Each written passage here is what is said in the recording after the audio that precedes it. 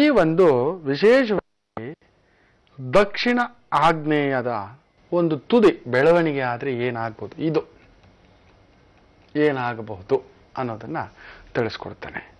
ಆಗ್ನೇಯ ಗೊತ್ತಾಗಲ್ಲ ಗುರುಗಳೇ, ಡೈಲಿ ಹೇಳ್ಕೊಡಿ, ನಾವು ಮಾರ್ಕಿಂಗ್ ಹಾಕೋತೇವೆ. ಒಂದು ಹಾಕ್ಕೊಳ್ಳಿ, ಈ ಥರ ಒಂದು ಚಿಕ್ಕ ಚೌಕಾಕಾರ ಹಾಕ್ಕೊಳ್ಳಿ. ಮೇಲಿನ ಭಾಗವನ್ನು ಪೂರ್ವ ಅಂತ ಹಾಕ್ಕೊಳ್ಳಿ, ಕೆಳಗಡೆದು ಪಶ್ಚಿಮ ಅಂತ ಹಾಕ್ಕೊಳ್ಳಿ. ಪ್ರತಿನಿತ್ಯ ವಾಸ್ತುವಿನಲ್ಲಿ ಟಿಪ್ಪಣಿ ಇರುತ್ತೆ, ಸಂಸ್ಕಾರಗಳಲ್ಲಿ ಟಿಪ್ಪಣಿ ಇರುತ್ತೆ. ಕಾಲ್ ಜೊತೆನಲ್ಲೂ ಕೆಲವೊಂದು ಪೂಜೆಗಳ ಬಗ್ಗೆ ಟಿಪ್ಪಣಿಗಳು ಕೊಡ್ತಿರ್ತಾನೆ. ದಿನ ಭವಿಷ್ಯಗಳ ಜೊತೆನಲ್ಲೂ ಕೂಡ ಕೆಲವೊಂದು ಪರಿಹಾರಗಳು, ಸಾಮೂಹಿಕ ಪರಿಹಾರ ಕೊಡ್ತಿರ್ತಾನೆ. ದಯವಿಟ್ಟು ಬರೆದಿಟ್ಕೊಳ್ಳಿ, ನಿಜವಾಗ್ಲೂ ಉಪಯೋಗಕ್ಕೆ ಬರ್ತಕ್ಕಂಥದ್ದಾಗುತ್ತೆ. ಎಲ್ಲೋ ಒಂದು ಸಣ್ಣದು ಯಾವಾಗಾದ್ರೂ ಎಲ್ಲಿಯಾದ್ರೂ ಹುಲುಕಡ್ಡಿಯಷ್ಟಾದ್ರೂ ನಿಮ್ಮ ಉಪಯೋಗಕ್ಕೆ ನನ್ನ ವಿದ್ಯೆ ಉಪಯೋಗಕ್ಕೆ ಬಂದ್ಬಿಟ್ರೆ ನನಗೆ ಅಷ್ಟು ಸಾಕು. ಇನ್ನೇನು ನಾನು ಬಯಸಲ್ಲ ನಿಮ್ಮಿಂದ, ನನಗೇನೂ ಬೇಕಿಲ್ಲ.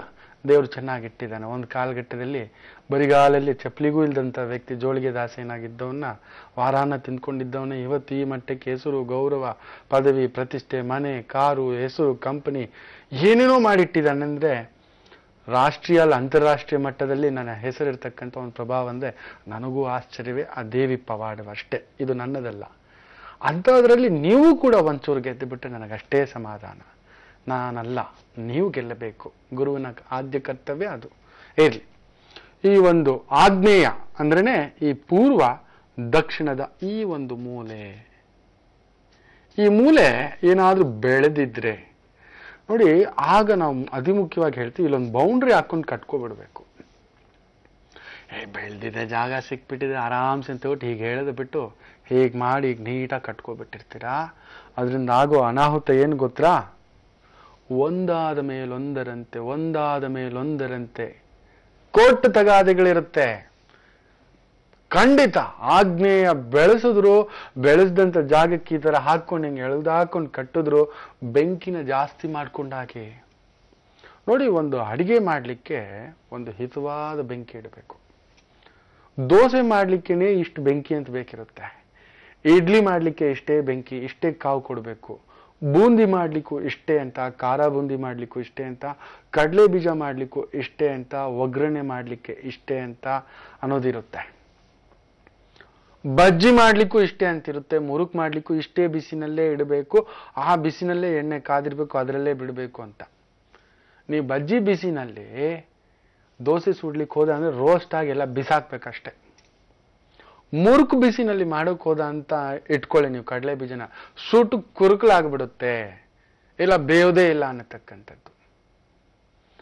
ಒಂದೊಂದಕ್ಕೂ ಒಂದೊಂದು ಹದ ಬೇಕಿರುತ್ತೆ. ಹಾಗೆ ಈ ವಾಸ್ತುನಲ್ಲೂ ಅಷ್ಟೇ, ಒಂದೊಂದು ಮೂಲೆಗೆ ಒಂದೊಂದು ಬಲ ಇರುತ್ತೆ. ಸೊ ಇದು ಅಗ್ನಿ ಮೂಲೆ ಆದಾಗ ಈ ಅಗ್ನಿ ಮೂಲೆಯನ್ನ ಬೆಳೆಸ್ಬಿಟ್ಟು, ಬೆಳೆದಿದೆ ಓಕೆ, ಏನು ಮಾಡೋಕ್ಕಾಗೋದಿಲ್ಲ, ಪೂಟೆ ಬೌಂಡ್ರಿ ಹಾಕ್ಕೊಂಬಿಡಿ. ಅದರಲ್ಲಿ ಚೊಕ್ಕದಾಗ ಅಂದವಾಗಿ ಕಟ್ಕೊಳ್ಳಿ. ಅಯ್ಯೋ ಗುರುಗಳೇ, ಒಂದು 20 ಅಡಿ ವೇಸ್ಟ್ ಆಗುತ್ತೆ. 20 ಅಡಿ ವೇಸ್ಟ್ ಆಗೋದು ಮುಖ್ಯನಾ, ಜೀವನ ವೇಸ್ಟ್ ಆಗೋದು ಮುಖ್ಯನಾ? ಇದನ್ನ ನೆನಪಿಗೆ ತಗೋಬೇಕು, ಯಾವಾಗಲೂ ಇಟ್ಕೊಳ್ಳಿ. ಈಗ ಒಂದು ಬೆರಳಿಗೆ ಗಾಯ ಆಗ್ಬಿಟ್ಟಿದೆ, ಡಯಾಬಿಟಿಸ್ ಪೇಷಂಟ್ಸ್ ಜನರಲಿ ಏನೋ ತಗಲ್ಸ್ಕೊಬಿಟ್ಟು ಆಗ್ಬಿಟ್ಟಿದೆ. ಇದನ್ನ ಕತ್ತರಿಸ್ಲಿಲ್ಲ ಅಂತ ಇಟ್ಕೊಳ್ಳಿ, ಗ್ಯಾಂಗ್ರೀನ್ ಆಗ್ಬಿಟ್ಟಿದೆ, ದೇಹ ಎಲ್ಲ ಹಾಕ್ಬಿಡುತ್ತೆ. ಬುದ್ಧಿವಂತರು ಡಾಕ್ಟ್ರೇ ಹೇಳ್ತಾರೆ, ದಯವಿಟ್ಟು ತೆಗೆದ್ಬಿಡಿ, ಕಟ್ ಆಫ್ ಅಂತ. ತೆಗೆಸ್ಬೇಕು, ಇಲ್ಲ ಅಂದ್ರೆ ಪೂರ್ತಿ ಕೈ ಹೋಗುತ್ತೆ, ಬಿಟ್ರೆ ಜೀವಕ್ಕೆ ಕುತ್ತಾಗ್ಬಿಡುತ್ತೆ. ಹಾಗೆ ಆ 20 ಅಡಿ 30 ಅಡಿ ಬೆಂಗಳೂರಿನಲ್ಲಿ ಸೈಟ್ ಸಿಗೋದೇ ಕಷ್ಟ. ನೀವು ನೋಡಿದ್ರೆ ಹಿಂಗೆಲ್ಲ ಹೇಳ್ಬಿಡ್ತಿರಲ್ಲ ಗುರುಗಳೇ ಅಂತ. ದಯವಿಟ್ಟು ಬೇಡ. ಅಗ್ನಿಮೂಲೆ ಬೆಳೆದಂತ ಜಾಗದಲ್ಲಿ ಕೋರ್ಟಿನ ತೊಂದರೆಗಳು ಅಳದಾಡಿ ಬಿಡ್ತೀರಾ. ಕುಜನ್ ಭಾವ ಭೂಮಿಗೆ ಸಂಬಂಧಪಟ್ಟಂತ ತಗಾದೆ, ಒಡ ಹುಟ್ಟಿದವರ ತಗಾದೆ, ಒಡ ಹುಟ್ಟಿದವರ ಕೇಸ್ ಆಗ್ತಕ್ಕಂಥ ಭಾವ ಆಗುತ್ತೆ. ಎಚ್ಚರಿಕೆ ಇರ್ಲಿ. ಇನ್ನೂ ಹಲವಾರು ವಿಚಾರ ಇದೆ ವಾಸ್ತುಗಳ ಬಗ್ಗೆ, ಮುಂದಿನ ಸಂಚಿಕೆಗಳಲ್ಲಿ ಹೇಳ್ತೇನೆ. ಕಾದು ನೋಡಿ. ಈ ಒಂದು ರಾಶಿ ಫಲ ತಿಳಿಸ್ಬೇಕು, ತುಂಬಾ ಜನ ಕಾತ್ಕೊಂಡಿದ್ದೀರಾ. ಈ ಸಿಂಹರಾಶಿಯವರಿಗೆ ಏನಾಗುತ್ತೋ, ವ್ಯಯಾಧಿಪತಿ 6ನೇ ಮನೆಗೆ ಬೇರೆ ಬರ್ತಾನೆ ಅಂತ ಹೇಳ್ಬಿಟ್ಟಿದ್ದಾರೆ ಗುರುಗಳು. ಏನಾಗ್ಬಿಡುತ್ತೋ ಭಗವಂತ ಅನ್ನತಕ್ಕಂಥ ಭಾವ. ಖಂಡಿತ ನಷ್ಟದ ಮನೆ 6ನೇ ಮನೆ, ಖರ್ಚಿನ ಮನೆ 12ನೇ ಮನೆ. ಖರ್ಚು ಮಾಡಿಸೋನೆ ನಷ್ಟದ ಮನೇಲಿ ಕುಳಿತುಕೊಂಡ್ರೆ ಏನಾಗುತ್ತೆ? ಬರೀ ನಷ್ಟವೇ. ನಷ್ಟದ ಮೇಲೆ ನಷ್ಟ, ಖರ್ಚಿನ ಮೇಲೆ ಖರ್ಚು, ಅನಗತ್ಯ ಖರ್ಚು. ಆ ಚಂದ್ರಭಾವದಲ್ಲೇ ಇದ್ದಾನೆ. ತಾಯಿ ನೆನಪು ಬರುತ್ತೆ. ತಾಯಿಗೆ ಕಾಯಿಲೆ ಸಮಸ್ಯೆ ಏನಾದ್ರೂ ಇದ್ರೆ ಉಲ್ಪಣ ಆಗ್ತಕ್ಕಂಥದ್ದು, ತಾಯಿ ಜೊತೆ ಕಿರಿಕಿರಿ, ಏನಾದ್ರೂ ಈ ಬಿಳಿ ವಸ್ತುಗಳು, ಚಲನಚಿತ್ರ, ರಾಜಕೀಯ, ಹಾಲು, ಬೆಣ್ಣೆ, ತುಪ್ಪ, ಮೊಸರು, ಮುತ್ತು, ಸಕ್ಕರೆ, ಅಕ್ಕಿ ಇವುಗಳ ಒಂದು ವ್ಯಾಪಾರಗಳು ಏನಾದರೂ ಮಾಡ್ತಿದ್ರೆ ಏರುಪೇರುಗಳಾಗ್ಬಿಡುತ್ತು.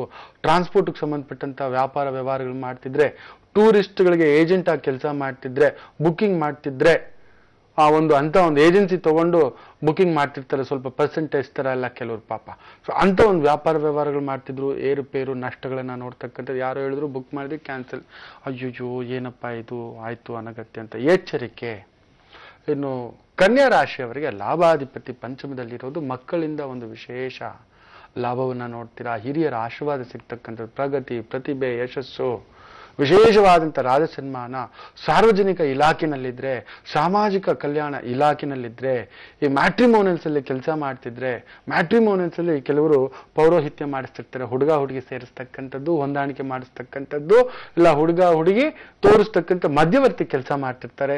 ಅಂಥವುಗಳಲ್ಲಿದ್ರೆ ವಿಶೇಷವಾದಂಥ ಪ್ರಗತಿಯನ್ನ ನೋಡ್ತಕ್ಕಂಥದ್ದು, ವಿಶೇಷ ಸನ್ಮಾನಗಳು. ಸಾರ್ ನಿಮ್ಮಿಂದ ನಮ್ಮ ಕುಟುಂಬ ಬೆಳಗ್ತು, ನಿಮ್ಮಿಂದ ನಮ್ಮ ಮನೆಗೆ ಒಂದು ಮಗು ಬಂತು, ನಿಮ್ಮಿಂದ ನಮ್ಮ ಮನೇಲಿ ಒಂದು ಪಾಪು ಎಲ್ಲ ಬಂತು, ಚೆನ್ನಾಗಿರಿ ಅಂತ ರಾಜ ಸನ್ಮಾನ ದೊರಕತಕ್ಕಂಥದ್ದು ಕನ್ಯಾ ರಾಶಿಯವರಿಗೆ. ತುಲಾ ರಾಶಿಯವರಿಗೆ ಸುಖ ಸ್ಥಾನದಲ್ಲಿದ್ದಾನೆ, ಉದ್ಯೋಗದಲ್ಲಿ ಬಡ್ತಿ, ಯಶಸ್ಸು, ಕೀರ್ತಿ, ಲಾಭ, ವಿದೇಶ ಪ್ರವಾಸಗಳಾಗ್ತಕ್ಕಂಥದ್ದು, ಹಡಗು ಪ್ರವಾಸಗಳಾಗ್ತಕ್ಕಂಥದ್ದು, ಜಲ ಸಂಬಂಧಿ ವಸ್ತುಗಳ ವ್ಯಾಪಾರ ವ್ಯವಹಾರ ಇಲ್ಲ ಕೆಲಸಗಳಲ್ಲಿದ್ರೆ ವಿಶೇಷವಾದಂಥ ಪ್ರಗತಿಯನ್ನು ಕಾಡ್ತಕ್ಕಂಥದ್ದು. ಈ ಒಂದು ಹಾಲಿನ ಡೈರಿ ನಡೆಸ್ತಿದ್ರೆ, ಮೊಸರು ಪ್ಯಾಕ್ಡ್ ಟೋನ್ಡ್ ಮಿಲ್ಕ್ ಏನಾದರೂ, ಬೆಣ್ಣೆ ತುಪ್ಪ ವ್ಯಾಪಾರಗಳೇನಾದ್ರೂ ಮಾಡ್ತಿದ್ರೆ ವಿಶೇಷ ಪ್ರಗತಿ ಆಗುತ್ತೆ. ಬೆಳ್ಳಿ ವ್ಯಾಪಾರ ಮಾಡ್ತಿದ್ರೆ, ಅಕ್ಕಿ ಸಕ್ಕರೆಯ ವ್ಯಾಪಾರ ಮಾಡ್ತಿದ್ರೆ, ಎಕ್ಸ್ಪೋರ್ಟ್ ಇಂಪೋರ್ಟ್ ಮಾಡ್ತಿದ್ರೆ, ಮೆಡಿಸಿನ್ಸ್ ಕೆಮಿಕಲ್ ಸ್ಟೋರ್ಸ್ ಏನಾದ್ರು ಇಟ್ಟಿದ್ರೆ ತುಲಾ ರಾಶಿಯವರು ವಿಶೇಷವಾದಂಥ ಲಾಭವನ್ನ, ಹೆಸರನ್ನ, ನೆಮ್ಮದಿಯನ್ನ ನೋಡ್ತಕ್ಕಂಥದ್ದು.